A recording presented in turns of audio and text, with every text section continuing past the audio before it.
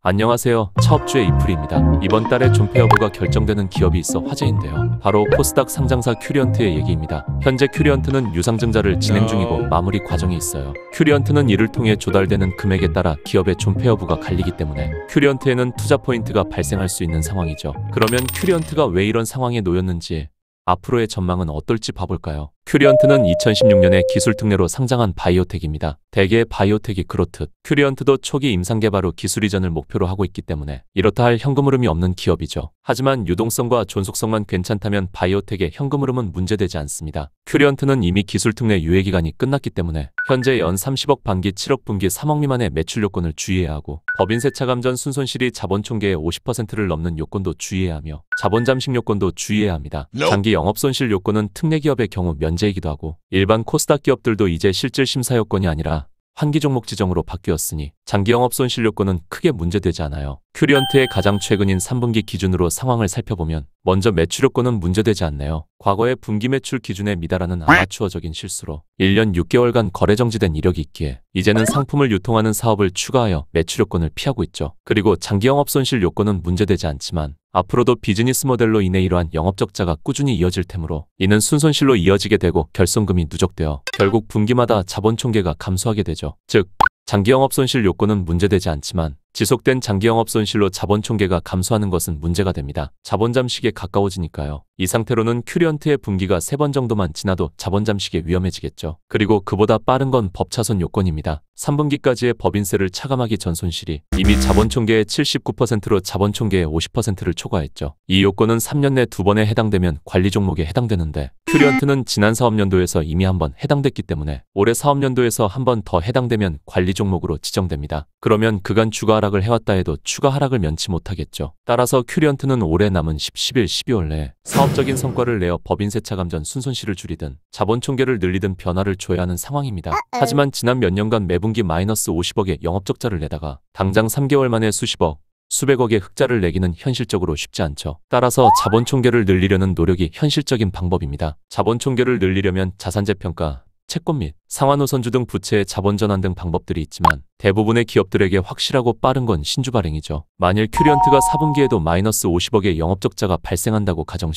큐리언트의 자본 총계는 146억이 되고 법차손은 마이너스 230억이 됩니다. 따라서 큐리언트는 약 314억의 자금을 조달하게 되면 코스닥 시장의 존속성 요건 중 법차손 리스크가 해소되는 셈입니다. 그러나 혹시 4분기의 손실이 더 커질 수도 있으니 314억으로는 아슬아슬할 수도 있겠죠. 그리고 현재 큐리언트 경영진의 지분율은 상당히 작습니다. 때문에 3자 배정으로 신주를 발행하게 되면 경영권을 잃게 되죠. 따라서 큐리언트는 아직 3개월이라는 시간도 남았겠다. 경영권도 방어할 겸 3자 배정보다는 주주 배정 유상증자 방식을 택하여 신주는 다수에게 분산시키면서도 자금을 조달하는 방식을 추진하게 되죠. 물론 314억을 투자하겠다는 마땅한 곳이 없었기 때문에 주주 배정 유증을 진행했는지도 모릅니다. 알 수 없죠. 어쨌든 이것이 큐리언트가 주주 배정 유상증자를 추진하게 된 배경입니다. 이렇게 거래소 퇴출 요건 즉 존속성을 유의하면 기업들의 증자 가능성과 증자 방식을 예측할 수 있죠. 최초 큐리언트는 기준주가의 할인율을 적용한 5,210원에 800만 주의 신주를 발행하여 416억을 조달하려고 했습니다. 참고로 주주배정증자에서 이는 확정이 아닙니다.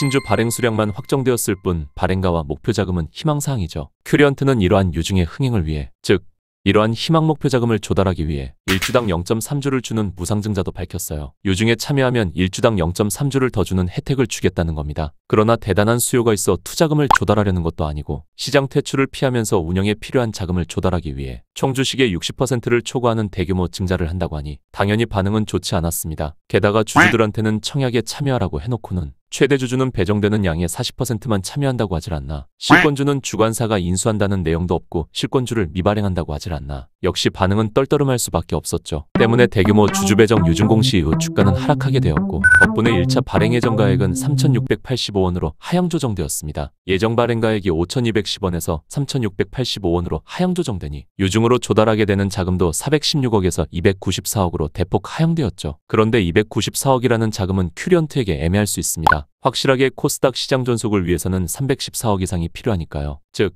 이번 유증으로 294억을 조달하게 된다 해도 어쩌면 큐리언트는 법차손 요건에 해당되어 관리 종목에 지정될 수 있는 아슬아슬한 상황인 겁니다. 따라서 이후로도 큐리언트의 주가는 안 좋은 흐름을 보이게 됐고 결국 확정가액은 더 하향 조정되어 3,145원으로 확정됐어요. 이제는 유증을 한다 해도 251억만을 조달하게 되므로 필요한 자금에 못 미쳐 관리 종목에 지정되는 상황에 놓이게 된 겁니다. 따라서 이러한 상황은 자연스레 청약률에도 영향을 미치게 되죠. 청약률이 100%를 넘어도 251억밖에 조달하지 못하는 상황인데 유증 청약률이 겨우 60.79%에 그치게 됩니다. 이래서는 153억밖에 확보하지 못하게 되는 거죠. 따라서 더욱 혼란스러운 상황이 이어지는 가운데 다급해진 큐리언트는 적극적으로 PR에 나서게 됩니다. 큐리언트의 PR은 앞으로 3년 내 회사에 1조가 유입될 수 있다는 내용을 골자로 하는데 먼저 내년에 특정 후보물질의 기술이전 선수금으로 1,000억 이상이 유입될 수 있고 또 독일 조인트벤처의 지분을 추후 매각하면 가치를 높게 받을 수 있으며 임상이 진행되는 후보물질은 FDA로부터 우선심사권을 받을 수 있다는 이유를 근거로 들었군요. 우선심사권은 임상 과정에서 기간을 단축해주는 등의 어드밴티지를 받기 때문에 기업 간 보통 1,000억 내에서 매매가 되는 것으로 알려져 있죠. 즉 냉정하게 보면 모두 가능성에 그칠 뿐입니다. 실제로 지켜질지는 가봐야 아는 거고 비즈니스의 특성상 대부분 늦어지게 일수이겠지만 그래도 일단은 존속성을 위한 급한 불을 꺼야 하는 상황이니까요. 다행히 현재 100억의 3자 배정 유상증자로 전환 우선주 신주를 발행하는 논의 중이라고도 밝혔군요. 상환 의무가 있는 우선주는 부채로 잡히게 되는데 상환 의무가 없는 전환 우선주를 발행하여 자산과 자본을 인식시키겠다는 거죠. 즉 자본 총계를 증가시켜 법차손 요건에서 좀 더 벗어나겠다는 겁니다. 3자 배정 유증은 주주 배정 유증처럼 시간이 오래 걸리지 않으니까요. 덕분에 오늘 내일 주주 배정 유증의 실권주를 대상으로 진행되는 청약의 참여율은 50%를 초과한 상황입니다. 물론 내일까지의 청약률을 좀 더 봐야겠지만 큐리언트는 주주 배정 유증으로 200억 이상을 조달하게 되겠고 현재 회사가 밝히고 있는 것처럼 3자 배정 유증으로 100억을 더 조달하게 된다면 법차손 리스크에서 해소되는 동시에 내년 상반기 기술 이전 기대감으로도 모멘텀이 생길 수 있겠네요. 요약해보면 큐리언트는 회사가 밝힌 3년 내 1조 원의 자금이 유입될지 여부는 불확실해도 일단 현 시점에서는 투자 포인트가 발생된다는 생각입니다. 현재 50%를 초과한 청약률이 내일 70% 이상이 되면 회사가 말한 100억의 추가 자금 유입 시 법차손 리스크가 해소되므로 하방이 닫힌 투자가 될 수 있죠. 따라서 내일 청약에 참여하면 현주가인 4,560원보다 1,400원 낮은 3,145원의 주식을 매수할 수 있고 1주당 0.3주의 추가 주식까지 받게 됩니다. 무증을 진행하니까요. 괜찮은 조건이죠. 하지만 회사가 말한 3자 배정 유증으로 추가 100억이 유입될지가 아직 100% 신뢰하기 힘든 분들은 3자 배정 유증 공시가 발생하는 것을 진입 시점을 여기고 올해 말 자금 유입이 되는지까지를 확인하면 역시 하방이 닫힌 투자가 될 수 있겠습니다. 회사가 제시한 청사진이 지켜진다면 상당한 투자 수익률을 볼 수 있겠지만 그렇지 않더라도 기대감으로 일정 수익을 보고 엑시트할 수 있겠네요. 현재 주주 배정 및 3자 배정 유증이 종료된 시점이 아니기 때문에 정확치 않으나 두 건의 유상증자와 무상증자까지 종료된 시점의 큐리언트는 자본금은 150억 내외 자본 총계는 497억 내외쯤이 되겠네요. 당분간은 존속성과 유동성 리스크에서 해소되겠지만 회사가 제시한 내년 기술 이전 선수금이 이행되지 못한다면 내년 말에는 또 법차손 요건으로 추가 자금 조달을 할 수 있으니 이 점도 필히 유의하셔야 합니다. 참고로 저는 큐리언트에 일주도 없고